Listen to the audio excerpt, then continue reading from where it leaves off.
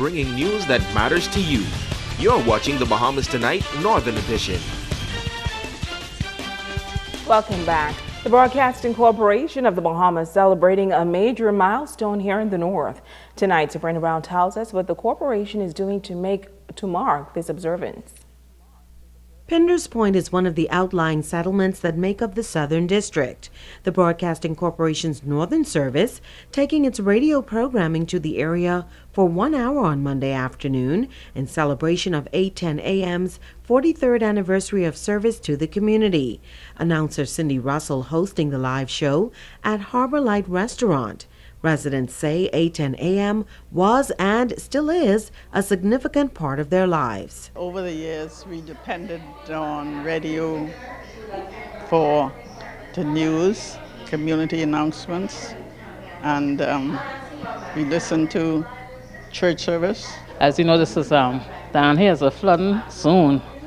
And usually, most of the time when the weather is coming in, we have to listen to hear what type of weather is coming, because all the water cells sometimes have water in the building. My father didn't allow us to listen to too much of the outside news. He always told us, listen to the news from home. Listen to what's going on in your own communities. Stop listening to foreign news because it has nothing to do with us.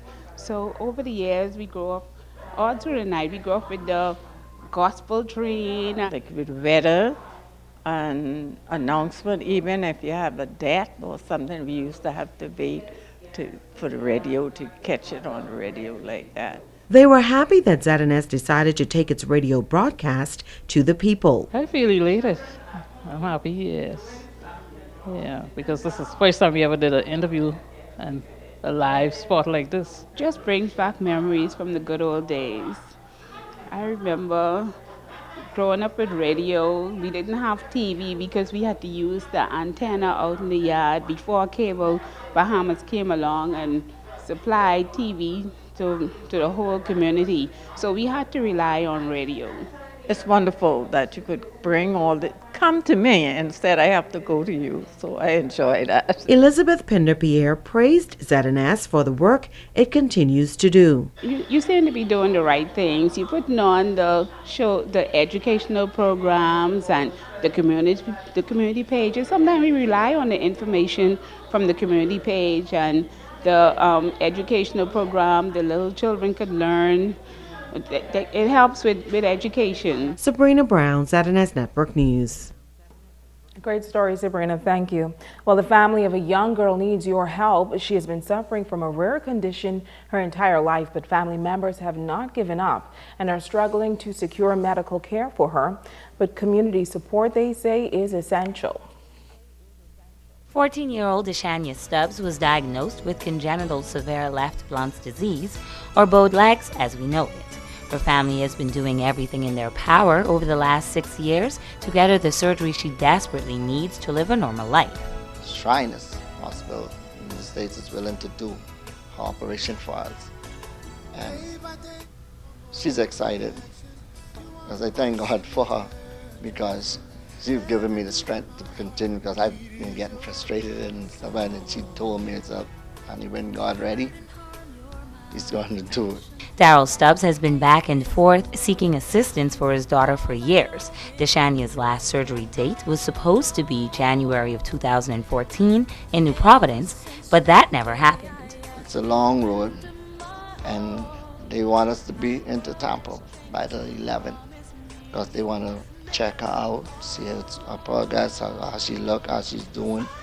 Because on the 29th of June, we're about to do an operation on her leg to get it straightened out, for her to be able to live a normal life. Stubbs added that Deshania's disability has taken a toll on her emotionally, especially as a teenager in junior high school. But they're happy that Shriners Hospital for Children has taken on their case. She being teased over and repeatedly and stuff like that, and now people get to see how she really is and the godly spirit that she has. People just love her in spite of. But she's excited, we're excited, we're all excited. And to make matters worse, his daughter has also been challenged physically. The road hasn't been easy for their family. Many nights crying, pain. Sometimes you got to get up, pray for her, rub her down, anoint her, ask God to take away the pain because I can't do it. And it's up to her, but it is the challenges. And through that, during the time of her progress and was waiting, I've been working on 2 years.